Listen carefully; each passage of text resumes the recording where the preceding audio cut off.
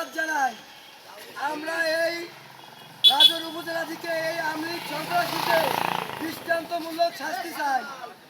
এদেরকে আইনের আওতায় এনে দৃষ্টান্তমূলক শাস্তি করুক এই দাবি জানাচ্ছি। এই বলে আমি আমার সংক্ষিপ্ত বক্তব্য শেষ করছি। আল্লাহ হাফেজ। আমাদের মাঝে রাজ্য উপজেলা ছাত্রদলের সংগ্রামী সদস্য সচিব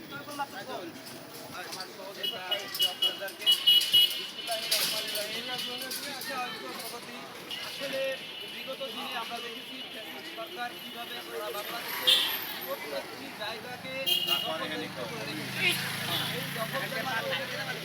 হিসেবে সে নিজেদের আমাদেরকে জায়গায় যদি দাঁড় করায় তাহলে এটা আমরা তীব্র নিন্দা এবং প্রতিবাদ জানাই।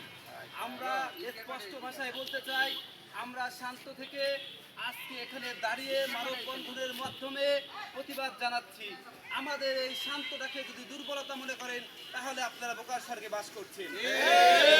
ভাষায় বলছি, সরকারি প্রতিষ্ঠান আমাদের রাজৌর উপজেলা রাজৌর থানা মাসুদ ভাইয়ের দৃষ্টি আকর্ষণ করছি, 24 ঘন্টার মধ্যে এই আওয়ামী লীগের 2 বছরকে আইনের আওতায় না আনা হলে সর্বোচ্চ কর্মসূচি ছাত্রদল পালন করবে ইনশাআল্লাহ।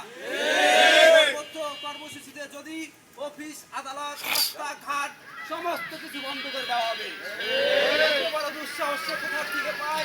আমরা কোনো বক্তব্যের মাধ্যমে কোনো দলকে ছোট করে কথা বলি না। আমরা শহীদ প্রেসিডেন্ট জিয়াউর রহমানের আদর্শকে বিশ্বাস করি, দেশনায়ক তারেক রহমানের নেতৃত্বকে বিশ্বাস করি, দেশনেত্রী বেগম খালেদা জিয়ার নেতৃত্বকে বিশ্বাস করে সম্মান করে অন্য দলের প্রতি ভালোবাসা রেখে আমরা রাজনীতিকে সামনের দিকে, দেশকে সামনের দিকে এগিয়ে নেওয়ার যাওয়ার চেষ্টা করি। সেক্ষেত্রে যদি কেউ বাধা হয়ে দাঁড়ায়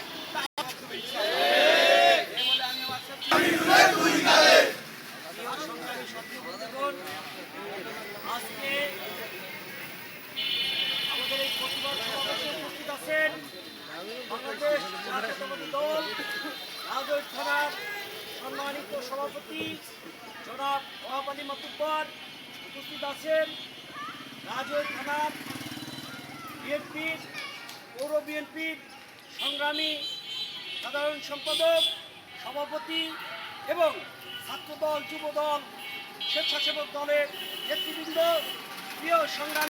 আপনারা জানেন আগে রাজৌর টাকারহাটে আওয়ামী আমলের 17 বছরে যে লুটপাট, চাঁদাবাজি, বিভিন্ন লাভবান প্রতিষ্ঠানের সাথে সম্পৃক্ততা রেখে আওয়ামী লীগ করে আসছিল, সেই আমিনুল হাওলাদার এখন 17 বছর তার বিভিন্নভাবে